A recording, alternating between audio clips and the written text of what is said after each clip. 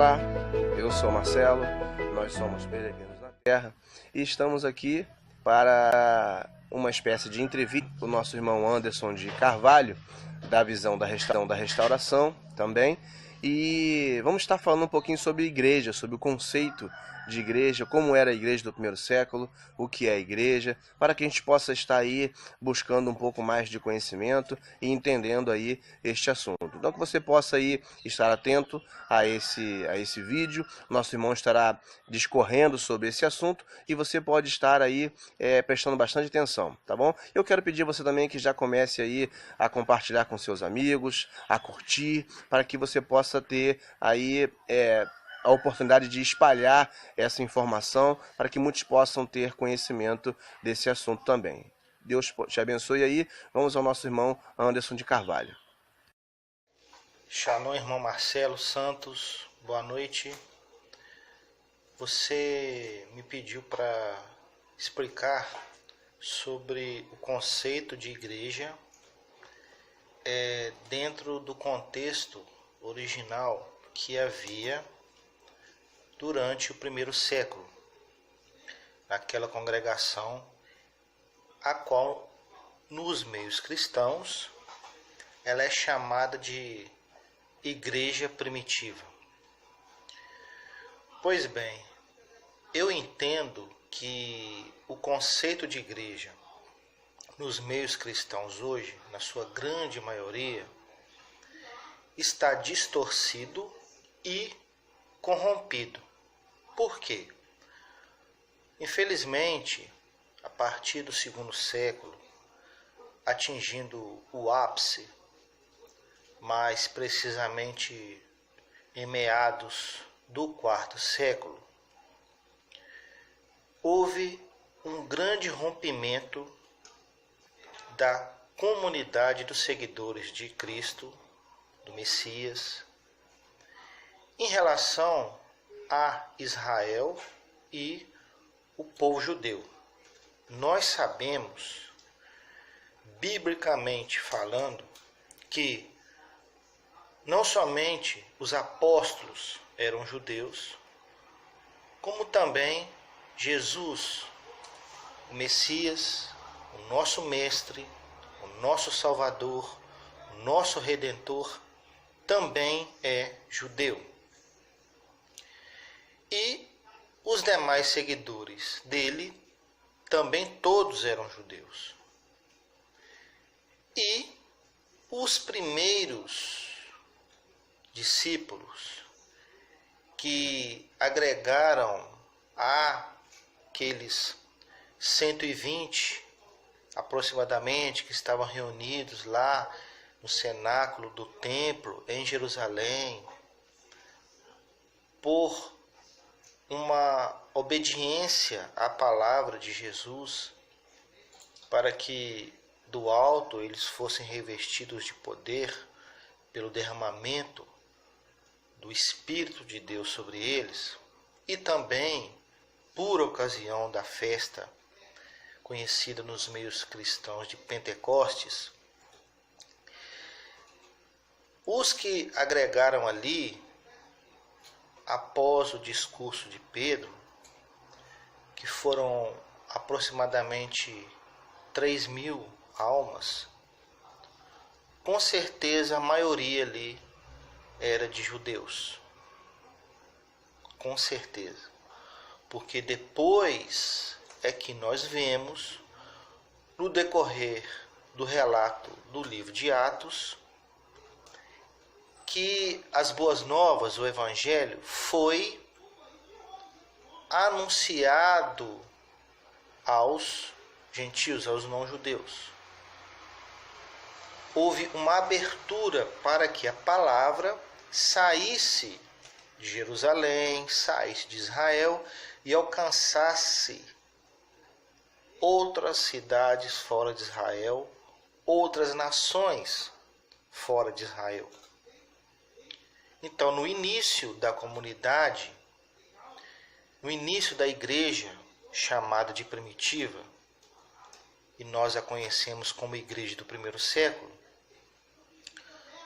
havia uma maioria esmagadora de judeus. Havia também não-judeus, porém considerados prosélitos. O que significa isso? São os não-judeus que eram convertidos ao judaísmo. Eles eram circuncidados e tratados como judeus. Nós temos o exemplo de Nicolau, o prosélito, que foi escolhido entre um dos diáconos. Nós vemos isso em Atos capítulo 6. Nicolau era um não-judeu convertido ao judaísmo. Por isso ele era considerado o prosélito. Sendo assim, essa comunidade tinha uma maioria de judeus. E esses judeus que eram seguidores do Messias, eles também tinham uma compreensão acerca dessa comunidade, não só pelo fato delas pertencerem, no caso, às comunidades de judeus, seguidores de Jesus, pertencerem a ele, a Yeshua, ao Messias, porque ele mesmo declarou que edificaria sua igreja sobre ele mesmo, tendo como fundamento os apóstolos e os profetas, sendo ele a principal pedra de esquina. Então eles tinham esse entendimento que o Messias era o cabeça da congregação, da igreja, e eles eram o corpo. Porém, eles também tinham o entendimento daquilo que está declarado no chamado Antigo Testamento. Porque as Escrituras, para eles, naquela época, era o chamado Antigo Testamento, mais conhecido nos meios judaicos como Tanar, que significa Torá, Escritos e Profetas. Essas escrituras, as quais o Messias, muitas e muitas vezes, de acordo com os relatos que encontramos nos evangelhos, ensinou e declarou muitas coisas. A base do ensino do Messias sempre foi a Torá, os escritos e os profetas. E essas mesmas escrituras também os apóstolos se basearam para legislar em favor da comunidade, tanto em Jerusalém como também as demais em Israel e fora de Israel. A base deles sempre foi a Torá, os escritos e os profetas. Nós vemos isso também na declaração de Paulo, do apóstolo Paulo, em sua segunda epístola enviada a Timóteo, no capítulo 3, a partir do verso 14. Nós podemos constatar isso. Então, dentro dessa escritura, na época, conhecida como Tanar, até hoje também, e no meio cristão Antigo Testamento, nós temos lá a revelação de que havia uma igreja. Sim, havia. E essa igreja era Israel. Continuando, irmão Marcelo, sabemos que isso é bem complicado de entender nos meios cristãos, o fato de que existia uma igreja antes da vinda do Messias, antes da vinda de Cristo, e que essa igreja seria Israel. Ora, mas Israel não é uma nação, um povo, considerado nas Escrituras como um povo escolhido de Deus? Como assim Israel é a igreja? A teologia cristã afirma que a igreja surgiu lá em Jerusalém, na festa de Pentecostes, quando o Espírito foi derramado. Ali surgiu a igreja. Será mesmo? Nas Escrituras, que tanto Yeshua, Jesus e os apóstolos se utilizavam para ensinar o povo, nós podemos fazer um estudo minucioso e lá nós vamos encontrar que o povo de Israel, a nação de Israel, os hebreus, as 12 tribos, era considerado como uma congregação. Israel era considerado uma congregação. Se nós analisarmos a Septuaginta, que seria a tradução da Bíblia para o grego, a mesma expressão para a igreja que aparece no Novo Testamento, que em grego seria eclésia, também aparece no Antigo Testamento para se referir a Israel. Então, existia, segundo a Septuaginta, eclésia antes e eclésia depois de Jesus. O povo de Israel era considerado a eclésia, a igreja do Eterno, que, ao escolher o Messias, transferiu a autoridade dessa congregação para o ungido. Uma das missões do Filho de Deus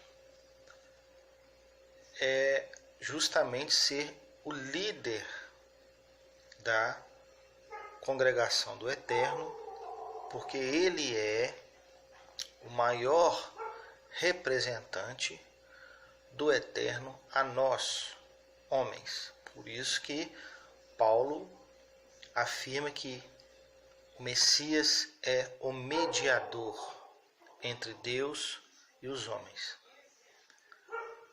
Então esse entendimento de que Israel era a congregação, a comunidade, a assembleia, igreja do Eterno, esses seguidores de Cristo, nos relatos do Novo Testamento, principalmente lá em Atos, eles entendiam que estavam dando continuidade ao propósito que Deus já havia estabelecido com Israel, sendo a sua eclésia, a sua igreja. Então eles entendiam que agora a igreja é do Messias, porém o propósito é o mesmo que foi estabelecido pelo Deus de Israel, Pai de Jesus, em relação ao povo judeu. Eles, sendo judeus, a igreja do Messias sendo formada por judeus, o próprio Messias sendo também judeu, juntamente com os apóstolos, dando continuidade e prosseguimento, agora sob uma nova aliança, né, que renovou e restaurou a antiga, dando continuidade a esse propósito e colocando em prática um outro propósito que foi previamente profetizado pelos profetas de Israel. Eles profetizaram acerca da entrada de não-judeus a essa congregação de Israel. Por isso que Paulo afirmou que o não-judeu, o gentio, ele é co-herdeiro com Israel, como nós lemos na versão NVI, Nova Versão Internacional da Bíblia, que foi, pelo menos nesse texto, muito bem traduzida. Também nós vemos Paulo afirmando que o não-judeu, em Cristo, ele foi aproximado.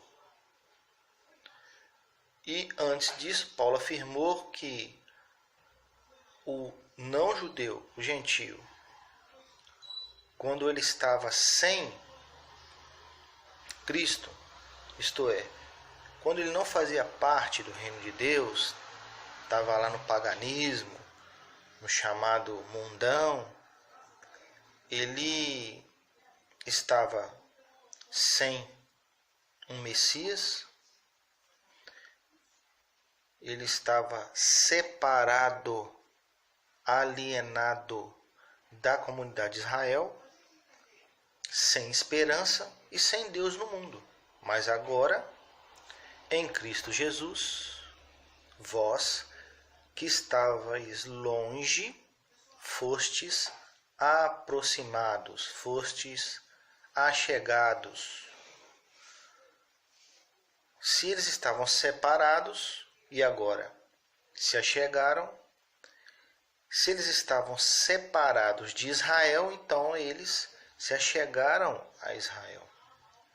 Eles não se achegaram a Deus. Eles se achegaram a Israel. Eles passaram a ter o Deus de Israel com eles. Eles passaram a ter o Deus de Israel como sendo o único Deus deles. Mas eles se chegaram a Israel, se aproximaram a Israel, porque antes eles estavam separados. E agora se achegaram, se aproximaram.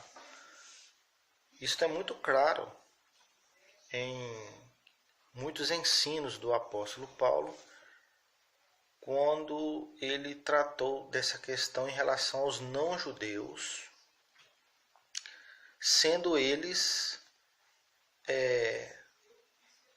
herdeiros, co-herdeiros e participantes juntamente com os judeus.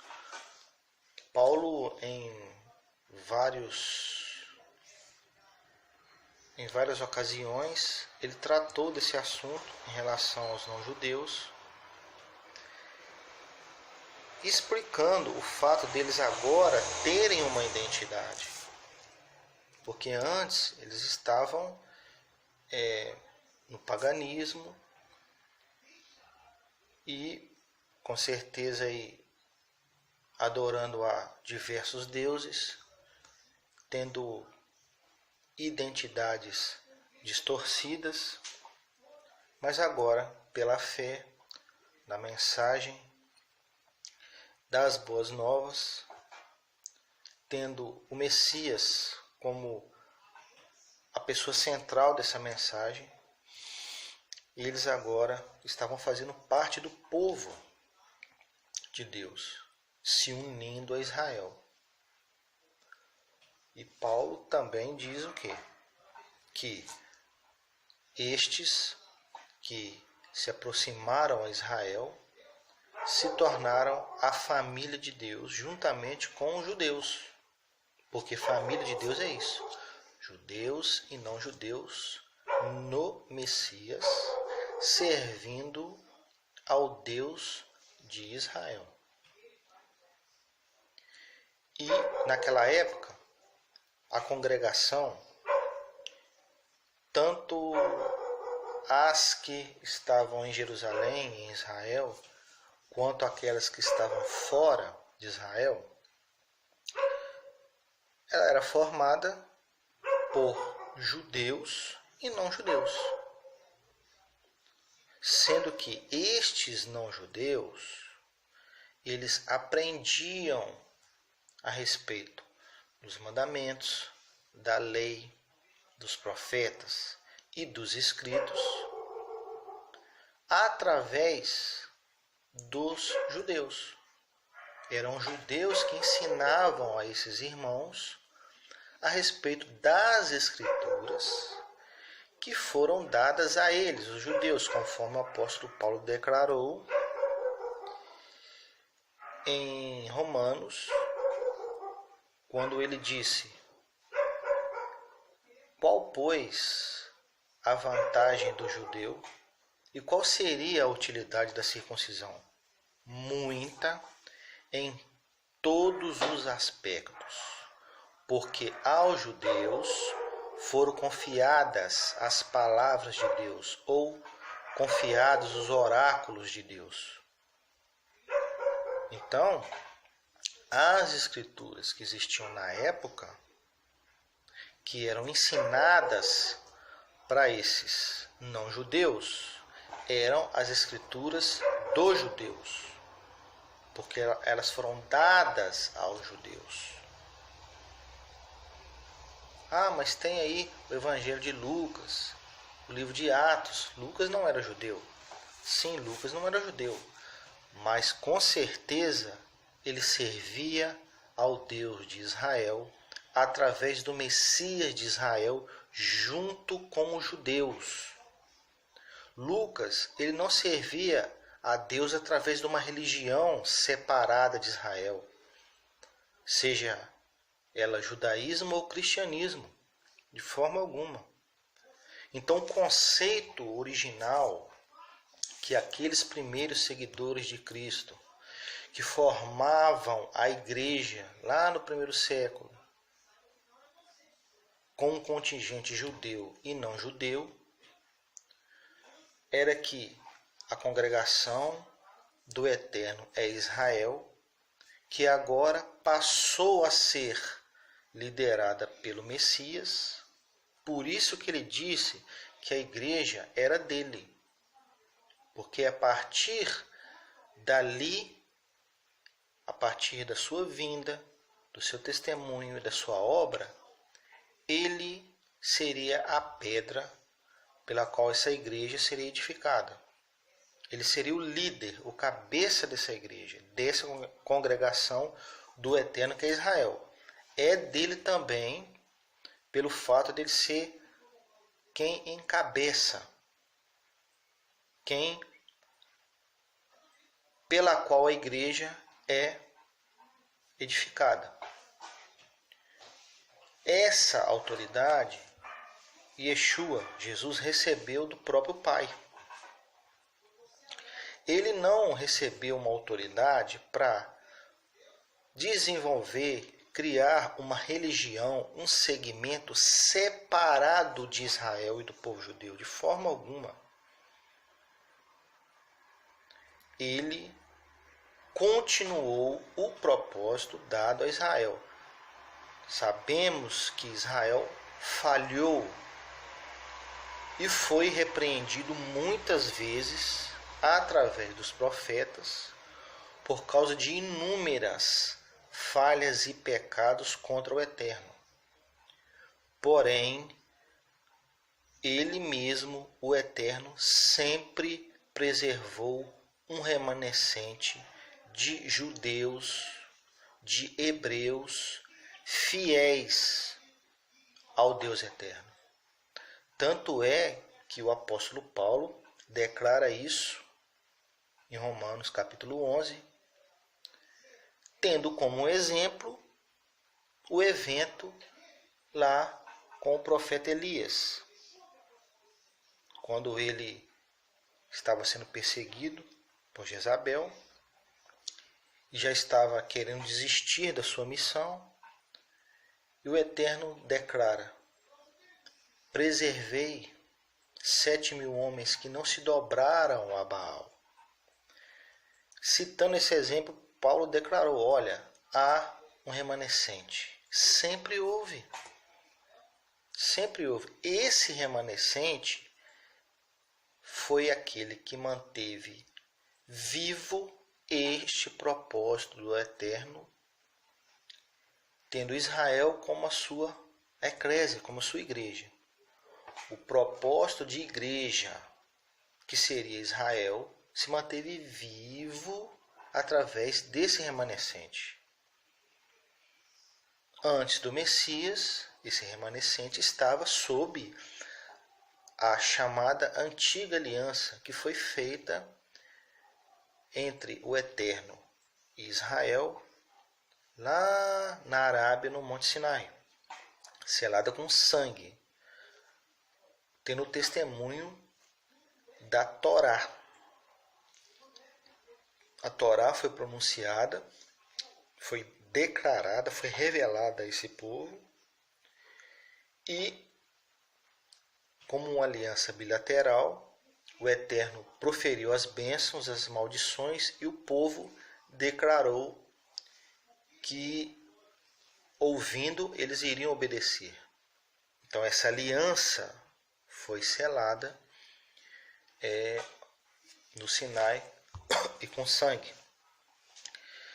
E depois o Messias, cumprindo a profecia de Jeremias, nós podemos ler lá no capítulo 31, sela a nova aliança também com o seu próprio sangue, sem anular o propósito de Deus com Israel, começando agora uma nova etapa e com o propósito de também agregar nações a Israel, para que através de Israel essas nações também fossem alcançadas e dessem testemunho não só para as outras nações que ainda não teriam sido alcançadas, como também provocar ciúmes aos judeus que ainda não haviam crido. Paulo diz isso claramente em Romanos 11, que a salvação chegou até os gentios para lhes provocar o ciúme. Então, esse entendimento, esse conceito de igreja, ele é muito claro em relação a Israel nos escritos do Antigo Testamento, e nós vemos no ensino não só de Cristo, mas também dos apóstolos acerca deste mesmo propósito. E Paulo enfatizou isso muito bem em sua epístola aos Romanos, capítulos 9, 10 e 11, Efésios 2 e 3 também. Nós vemos lá isso claramente, Paulo ratificando e confirmando esse propósito desses não-judeus, e nós podemos até falar a respeito de uma menção que Paulo fez acerca do mistério. Ele fala isso em Romanos 3, né? Um mistério que foi há muito tempo guardado, mas agora foi revelado através do Messias, que seria um não-judeu fazendo parte da comunidade de Israel, sem se tornar judeu, sem passar pela circuncisão. Isso é muito importante. Lá em Colossenses, capítulo 2, que seria também um texto muito oportuno para isso, Paulo declara que esses não-judeus, lá da comunidade de Colossos, eles receberam a circuncisão de Cristo. Por isso que ninguém poderia ser árbitro contra eles, pelo fato deles guardarem sábados, festa de lua nova e comida ou bebida. Ninguém poderia julgá-los porque eles não receberam uma circuncisão na carne, receberam a circuncisão no espírito, a principal delas, que é no coração. sendo eles circuncidados pelo Messias, eles começaram a fazer parte do povo circuncidado. Nós sabemos que eles ainda eram considerados incircuncisos mediante a lei dada a Israel, ao povo judeu. Eles eram incircuncisos, mas Paulo declara que o importante não é a circuncisão e nem a incircuncisão. Ambos são nada diante dessas coisas relacionadas, principalmente uma delas seria a salvação. Mas o que importa é guardar os mandamentos de Deus. Então, esse conceito de igreja, ele era intimamente ligado a Israel. E o conceito de igreja hoje nos meios cristãos é segundo aquilo que Roma estabeleceu. Porque Roma criou a religião do cristianismo separada de Israel,